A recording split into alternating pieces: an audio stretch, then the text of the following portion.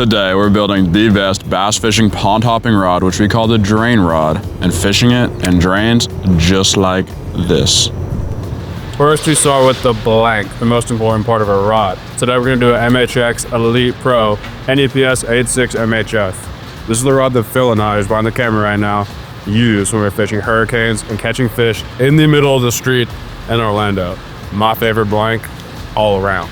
Now we need the parts for the rest of this build. There's 32 aisles, double-sided, of parts. Let's find the guides, grips, and reel seat. I'm gonna go with the split grip orientation using the CFX Ultra Touch grips and an EVA foam bud that fits right perfectly on the back of this rear grip. If I wanted to do a full-length grip and not a split grip, I'd just do the CFX full-length grip or cork or even EVA. Now this reel seat has to be good and durable and look cool. I'm gonna be fishing it all over town, and if someone pulls up on me at a local golf course or if a sheriff happens to stop me, I want them to know I'm fishing with a good, durable rod. That's why I'm gonna go with the Fuji ACSM reel seat. In my opinion, is the baddest reel seat on the market. It looks so clean, has that double trigger, and you can feel the blank on it. There's different sizes, so you can match it up to any blank you have. Now for the guides and tip, we're gonna go Fuji BC Gray Alkanite double foot stripper size 8 guide down to a size 6, then 5.5 runners, and a Fuji 5.5 tip with a arrow style hook keeper, so we can slide our speed worms, singos, and frogs, or whatever we're using, right onto it. I said arrow, I meant drop shot style hook keeper. Same thing though, you can slide the bait right on here without having to take it off the hook. We also need something to fill the gap between where the reel seat stops and the blank starts. Rubber winding check fits the bill. We have all the parts for the build. There's only one thing left to do. The cool thing about this build right here is I have all the parts, dimensions, and spacings on the Moto website on the product page. So I know just by looking at this, I need to be 10.25 inches from the butt of the blank to the back of the reel seat.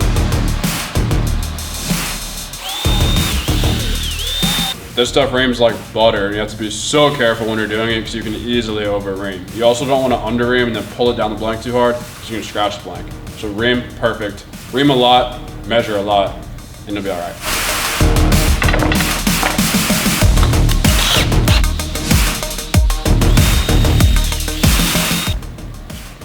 Phil thinks I over reamed on that last one. Let's see. He was right. It's okay. We'll make some tape arbors in the blank. I tried to tell you, but I didn't listen to my own advice. These things go quick. Ream them slow.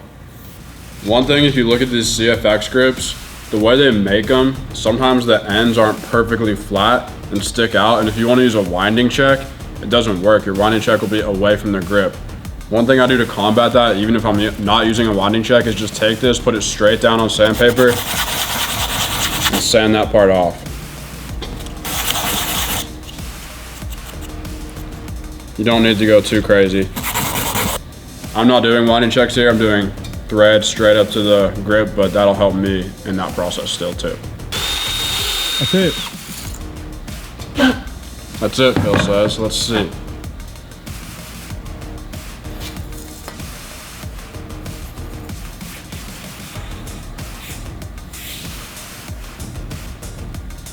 Pretty perfect.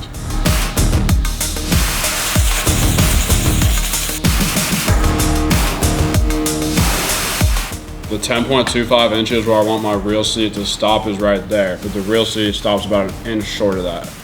That's because if I go up to the next size reel seat, it'll go all the way down here and it'll be loose and there'll be a gap right here. I don't want that. So I went up a size and I'll have to ream this reel seat out ever so slightly so it can go down.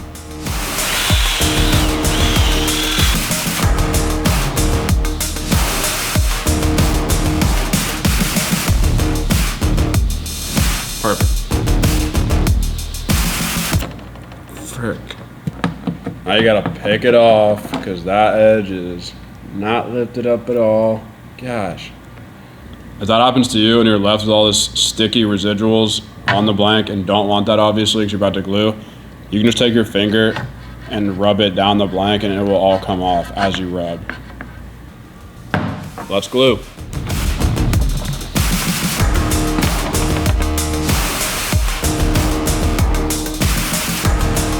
You know what would help us right now? V-stands. V-stands. So much easier to have something to hold your rod when you're building it so that you can use this hand to spin while you use this hand to put more glue on.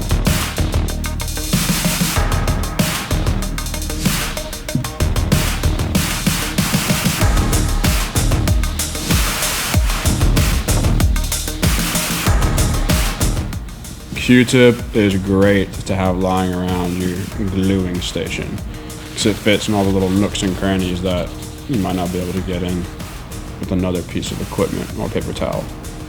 So excited to finish this thing one step closer. Not that we've shown a bunch of steps, this is the first and only step, but still one step closer. Tomorrow we'll come back after this is dry, wrap it, and then epoxy it.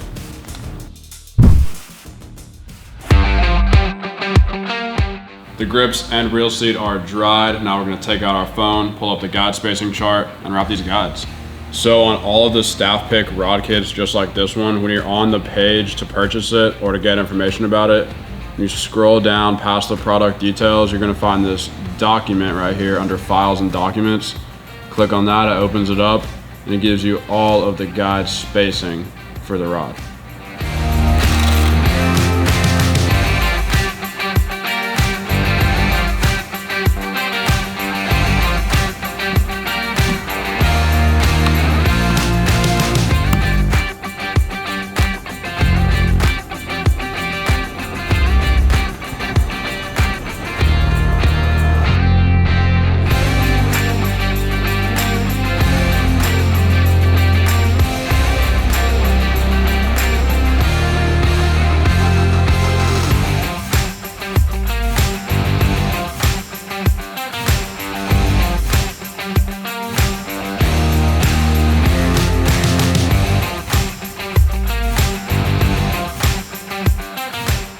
Our spec decal is noticeably longer than the sDrainRod decal that comes with the kit.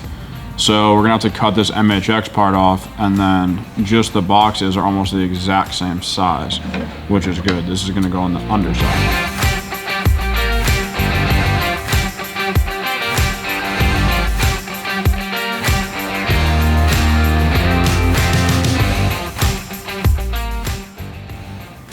There's two little tips built into one.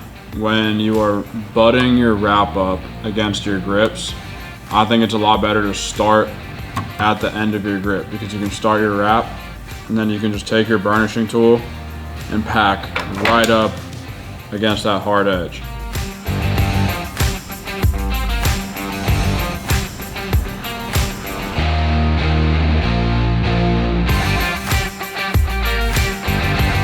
The guides, the decorative, the handle section, all wrapped. Now we epoxy. I'm gonna give you a little pro tip that I learned at the Advanced Rod Building Seminar right here in Mudhole last year.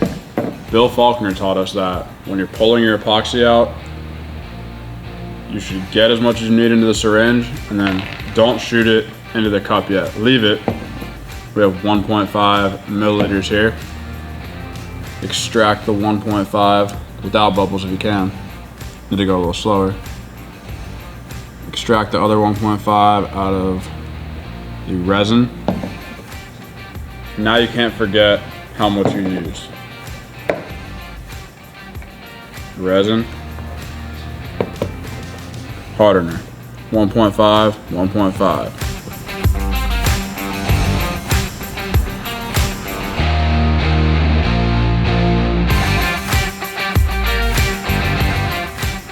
It's 5:15 p.m. We're gonna let this rod dry overnight. We'll come back into work tomorrow morning, get another coat on it. Probably end up with 3 coats. Let those dry, and this rod will be ready to fish.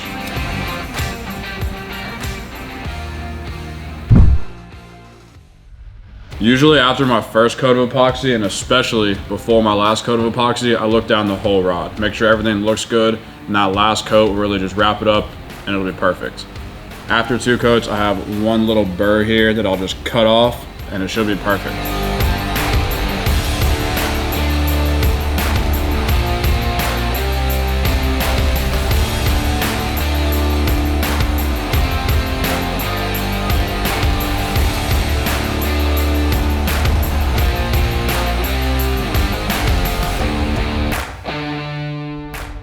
So this is my third coat of epoxy, and after the first coat, I like to really look over my rod and slice off little burrs and pointy edges where the thread might have been still sticking up after the first coat. But this is my last coat too, so like this wasn't perfect. There was some thread still exposed. I like to really make sure this coat is gonna soak up everything and it's gonna look smooth as butter and crisp around the whole rod after my final coat of epoxy.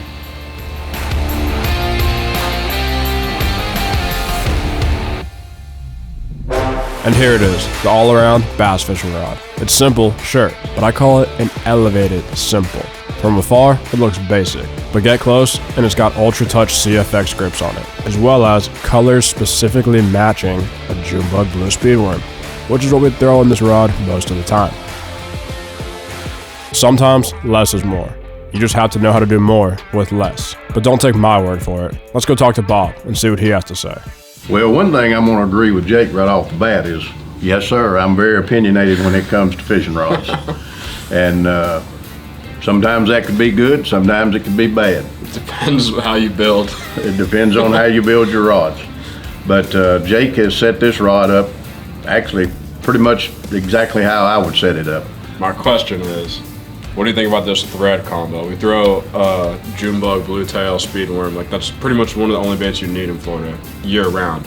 So I made the threads match that color. I will absolutely agree with Jake 100%. There is something about a June bug colored bait or worm. Tear it up. In Florida, due to the kind of the tannic water we have here. I think they see that color very well with the particular glitter that's in the bait.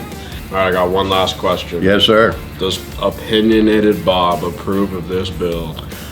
You know, I would put this into the words where I agree 1,000%. You know, there's really not a percentile that goes that high, but I'm going to place this rod right up in that category. I'm happy. I think I did good then. It's an excellent build. Thank you.